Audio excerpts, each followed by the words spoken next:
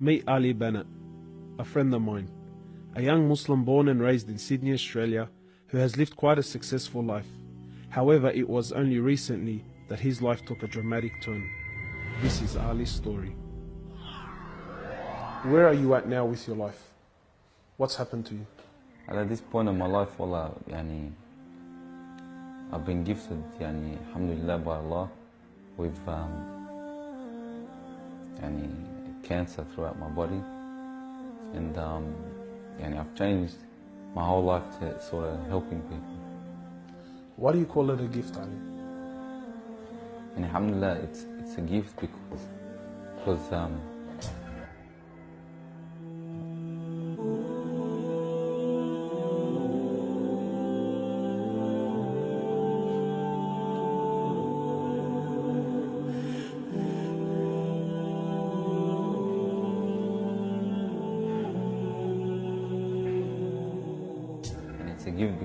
because Allah's given me a chance to change. What has having cancer, what has it opened your eyes to? SubhanAllah, everything in life, even the smallest gift, like breathing fresh air.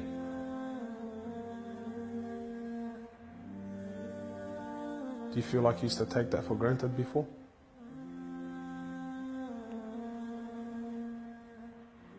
How long have you had cancer? 4 months now. Ali was diagnosed with stage 4 cancer and given only 7 months to live.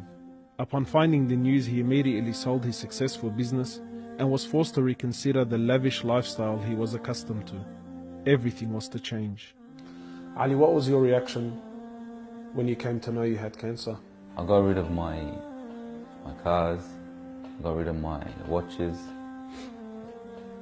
even my clothes. I took them with me overseas and I gave them to a lot of people up there. Alhamdulillah. So I wanted to try to leave this world without anything. So you were on a mission to get rid of your dunya. It wasn't until Ali invited us into his room that we truly understood the luxurious lifestyle that he was living and the extent of the sacrifice that he was making. What's all this, Ali? Talk to me, explain this. It's a bracelet,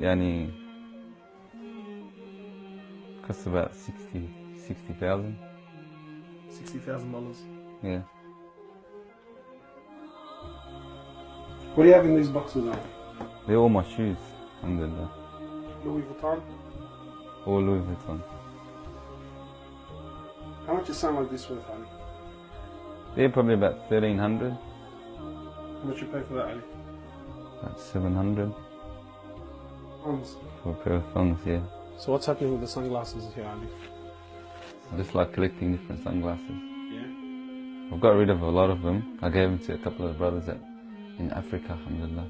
So you're telling me there's a kid in Africa that's walking around with Louis Vuittons and... Can I try one of these hats on? I've only mentioned them in my talks like 100 times. You can try the red one on. It's limited edition one. Barakallah. What do you reckon else?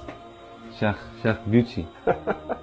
Ali's interest in the dunya has left him abruptly and no longer holds a place in his heart.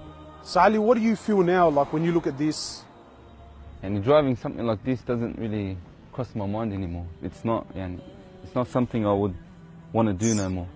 After someone tells you, or you find out that you're sick, or you haven't got much time in this life, wallah, this is the last thing you would want to chase. And this is how we should be living our life every day. A car like this, people would love to be in it, people would love to own, people would love to drive it. Wallah, they're going for the wrong goals. And you realize that when you get sick, when someone tells you you haven't got long to live, you realize all this stuff does not benefit us in any way. So what's the value of this in your heart now? This is worth one pair of thongs for a little African child with no thongs. Wallahi, it's worth more than me to see him smile with a pair of thongs than own one of these. Wallah al-Azim. Ali has since dedicated the remainder of his life and wealth to helping those who are far less fortunate than him. After an emotional journey to Africa, Ali has established a charity titled Muslims Around the World Project. The organization wasted no time in the construction of a masjid and a school in Africa to serve as an ongoing charity for him when he finally has to depart this world. Well, it all started from when I went to the cemetery when a brother that has the same, that has cancer, passed away. And I was at the cemetery and I was just thinking to myself, you know, after you go, there's nothing. There's no one there for you. No mother, no father, no brother, no sister, except for your deeds. And even your money is not going to be there for you. So the only thing that's going to be there for you is a sadaqah. And that's the only thing that's going to help you gradually through your time in the grave till you get to the ultimate destination. As the reality of death further sinks in, Ali spends most of his personal time in preparing himself for his final meeting with his Creator, Allah. The Prophet of Allah says, sallallahu alaihi wasallam, more or less, he says, he who loves to meet Allah, Allah loves to meet him. And he who hates to meet Allah, Allah hates to meet him. Are you loving to meet Allah? Because of this cancer, I've been advised by one of the brothers to take a special drug to help me with pain and stuff. And subhanAllah, it's very strong.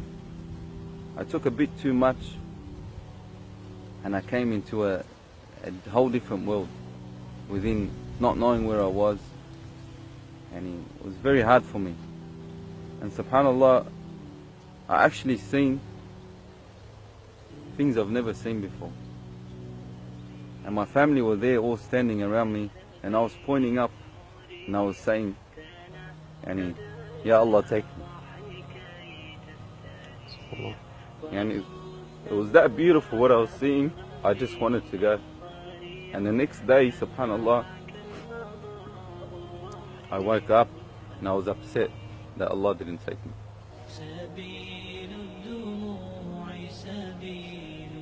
Well, I ask Allah subhanahu wa ta'ala to purify you and to give you shifa, to keep you around us for a long time. Allah, may Allah subhanahu wa ta'ala reward you.